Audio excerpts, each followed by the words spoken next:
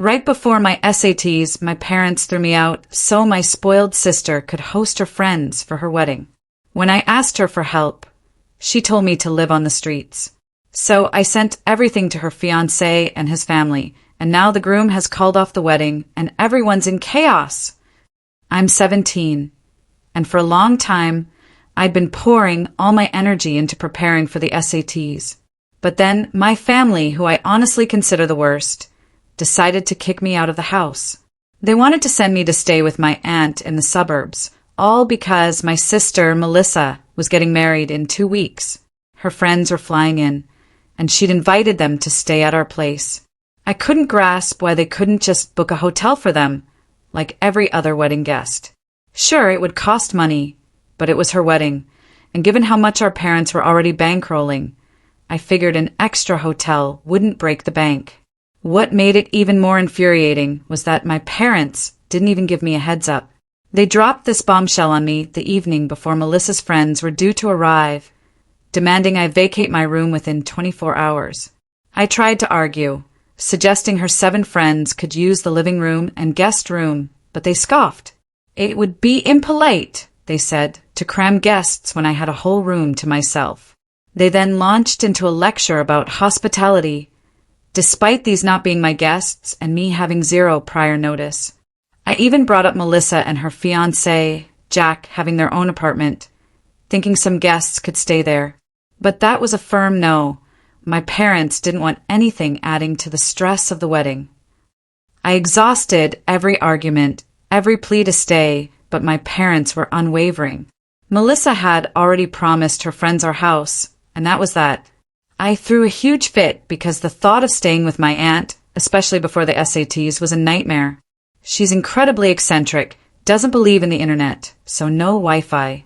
That would decimate my study routine, eating up all my precious data. I tried explaining this to my parents, but they simply told me to take my books, as if that solved anything. Another critical issue was her location in the suburbs, miles from my SAT testing center. I couldn't risk being late for something so important, and the commute would be impossibly long. I even offered to sleep in the living room myself, but they deemed it unseemly and refused to hear another word. When I tried to stand my ground, they threatened to toss all my belongings onto the street, warning me not to test them. Defeated, I gave up a few hours later, packing my bags.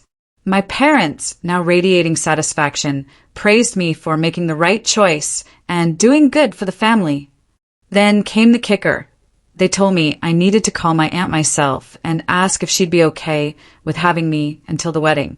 That's when I completely lost it. They hadn't even bothered to speak to her. I screamed at them, pointing out their utter neglect, but they retorted that I was almost an adult and needed to be responsible for myself. I thought it was insane. I was 17, not 18, and even if I were, they were still my parents, still had a responsibility to me. Furious, I started unpacking, declaring I wasn't going anywhere. My parents erupted, saying I couldn't backtrack now. They'd already promised Melissa her friends would be well accommodated, which meant I had to surrender my room.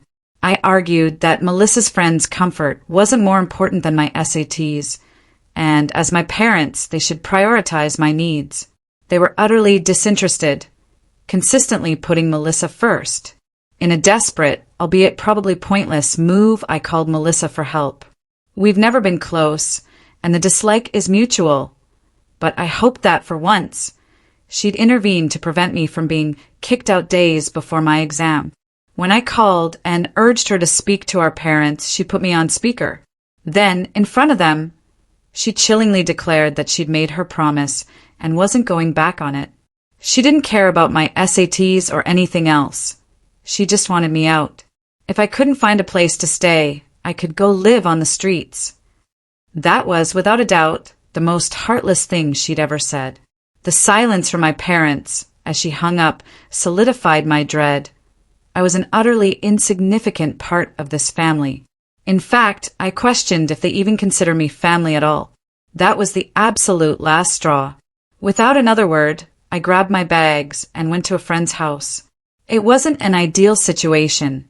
I hated feeling like a burden, even though my friend and her parents were incredibly kind, insisting I could stay as long as needed, understanding my difficult circumstances. 4 days later, I took the SATs and thankfully, despite the emotional turmoil, it went well. Afterward, with the pressure off, I finally allowed myself to truly process what had happened. Everything since I left home had been a blur. I had pushed the pain aside to focus on my exam. But now the anger swelled. It was so incredibly unfair. There was no logical reason I couldn't have stayed, even if it meant sleeping in the living room. They simply didn't want me around. The humiliation was overwhelming. In my distress, I reached out to Jack, Melissa's fiancé, and told him everything. My intention wasn't to wreck her wedding, but I felt he deserved to know the kind of person and family he was marrying into. I honestly had no idea the impact that single message would have. With just 1 week until the wedding, I received shocking news this morning. My parents informed me that Jack had called off the wedding, and they squarely blamed me. Apparently, after my message, he confronted Melissa, who confessed the truth. She'd engineered my expulsion to accommodate her friends. Jack, like any reasonable person, found this completely unnecessary and heartless, especially given my crucial SAT preparation, which everyone, including Melissa and my parents, knew about. He even echoed my earlier suggestions. I could have stayed in the living room, or her friends could have stayed with them, or in a hotel. Melissa, however, kept making flimsy excuses until she finally admitted the real reason. She didn't want me in the house or even at the wedding. She found me annoying and didn't want to constantly see me around while her friends were visiting. My parents had been on board with this, which somehow made it even worse. This confession triggered a massive fight between Jack and Melissa. He accused her of being heartless and selfish, demanding she apologize and make amends. She refused, stating she disliked me and didn't believe I deserved an apology. The argument escalated, and Jack declared he couldn't be with someone like her, calling off the wedding on the spot. He stormed out that night and hadn't contacted her since. Melissa, initially thinking he'd return, started panicking when he didn't appear by morning. That's when my parents called me. They insisted I was responsible for all this drama and demanded I fix it by talking to Jack. What was I supposed to say? That I'd lied? I told them I couldn't, and even if I could, I wouldn't. In my opinion, Jack had done the right thing, and it wasn't my job to mend Melissa's relationship. She'd told me to live on the streets. I saw no reason to help her now. My family has always treated me poorly, but I've never had anywhere else to go. My grandparents live out of state, and I find it incredibly difficult to ask for help. Even staying with my friend was a huge step for me. I'd never confided in anyone about my family's mistreatment, but after seeing Jack, a non-relative, act with such decency, it emboldened me. If he could cut ties, surely my grandparents, my actual family, would understand. I decided I wasn't just refusing to fix Melissa's mess. I was going to expose them. I told my parents I'd post the full story on social media, letting everyone know why the wedding was called off. Suddenly, their attitude completely flipped. They started begging me not to, promising anything I wanted if I kept silent. Melissa and Jack hadn't made an official announcement yet, and my parents were terrified that if I posted, Melissa would blame them for letting me know. It was pathetic how desperate they were to avoid Melissa's wrath. I thought about it, wondering if I'd be wrong to post about the wedding being called off before Melissa herself made a statement. Ultimately, I decided against making any public posts. Reading through various comments, I realized I just didn't want to get further entangled in the drama. Posting online would only drag me deeper into the mess, and I was done dealing with it. So, to ensure my peace, I blocked my parents and Melissa. Instead, I reached out to my paternal grandparents. Though we don't see each other often, I've always felt a stronger connection to them. I finally decided it was time to speak up, and they were the first ones I called. I told them everything, the recent events and the long history of mistreatment. I won't go into all the past incidents, but there have been many times I felt unimportant to my family. Melissa's contempt for me has always been obvious, But this recent situation was a new extreme. I knew I was always second best to her, the golden child, the darling daughter. But I never expected my parents' favoritism to reach such depths. I'd kept quiet for so long, not comfortable asking for help or feeling anyone was close enough to confide in. Jack's reaction, however, showed me that speaking up was the right thing to do. If someone not even related to me could be a decent person and cut ties, surely my grandparents would, too. And they did exactly as I'd hoped. I spoke to them over the phone since they live out of state. My grandfather promised they would fly in by the end of the week to ensure I was taken care of. They didn't detail their plans, but they made it clear that my parents' and Melissa's behavior was unacceptable. My grandmother was particularly upset, apologizing repeatedly, feeling she'd failed to raise her son to be a good man, because a good man wouldn't treat his own daughter this way. That conversation surprisingly eased a lingering concern I had. I was, in fact, their biological daughter. The way they'd always treated me, pushing me to the sidelines, had made me question if I was adopted, if there was some explanation for their constant disregard. Now, knowing I'm not, their behavior remains an incomprehensible mystery. As for Melissa, her animosity never baffled me. I've always attributed it to her being an insecure brat who constantly craves attention, unable to tolerate her younger sister receiving any. That's why she always went out of her way to make me feel small, often with my parents' tacit approval. I'm sure Melissa is furious that Jack left her over a fight technically caused by me. If I hadn't spoken to him, they'd be getting married this week. Everything's a huge mess, and I know she blames me. As far as I know, neither she nor Jack has made an official announcement about the wedding. I've blocked Melissa, but I still follow Jack on social media, so I'll see if he posts anything. For now, I'm just waiting for my grandparents to arrive so I can finally get out of my friend's hair. She and her parents have been so kind, and she even seemed a little disappointed when I told her I'd be leaving, but we'll still see each other at school, and she understands this had to happen eventually. I'll miss them all deeply. It's the first time in my life I've truly felt wanted somewhere, which is a bittersweet realization. A few days later, my grandparents finally arrived. They had to wrap up some work, as they weren't sure how long this situation would take. A lot has happened in the past couple of days. Yesterday, Melissa and Jack released a joint statement on social media, announcing they were postponing their wedding indefinitely.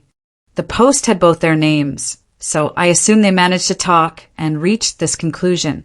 It surprised me that they opted for postponement instead of outright cancellation, especially after what I'd heard. However, they've been together since middle school with an on-again, off-again history, but had been stable recently. Perhaps they intend to work things out, and I genuinely don't mind. Jack never responded directly to my message, but I learned through my parents that it fueled his fight with Melissa and led to him calling off the wedding. From my limited interactions, Jack seems like a good guy, and if Melissa can make things work with him, that's good for her. My grandparents arrived last night, coming straight from the airport to my friend's house. They profusely thanked her and her parents for their incredible kindness and for taking such good care of me. I was overjoyed to see them. Even better, they planned to inform my maternal grandparents about everything, but wanted to discuss it with me first. I'm not as close to my maternal grandparents, so I was a bit hesitant, but I went along with it. Last night, we called them, and now everyone knows the full extent of my family's treatment. My maternal grandparents were just as furious. Unfortunately, my grandma is very ill and couldn't travel, but we had a thorough discussion over the phone. All of us agreed that returning home was no longer an option. Since I'd left and blocked my parents, they hadn't once tried to contact me or check on my well-being. Their only outreach was to yell at me for the chaos my message to Jack had caused. After that, nothing. It was abundantly clear I wasn't wanted.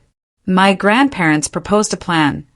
Since I have another year of high school, I could stay with my friend's family if they were still willing. Then, after graduation, I'd move in with my paternal grandparents until I started college. I thought it was a brilliant idea. This morning, my grandparents and I spoke to my friend's parents again, and they were more than happy to have me stay until high school ends. My grandparents insisted on covering all expenses for their trouble.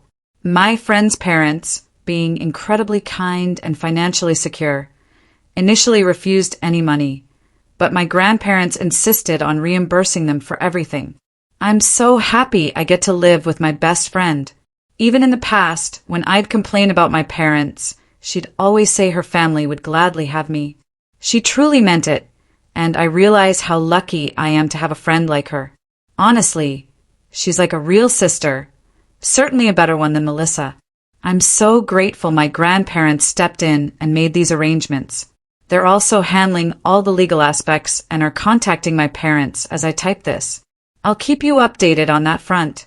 A couple of weeks have passed since my last update, and things have changed for the better. I'm now living with my friend, and I have absolutely no contact with my parents.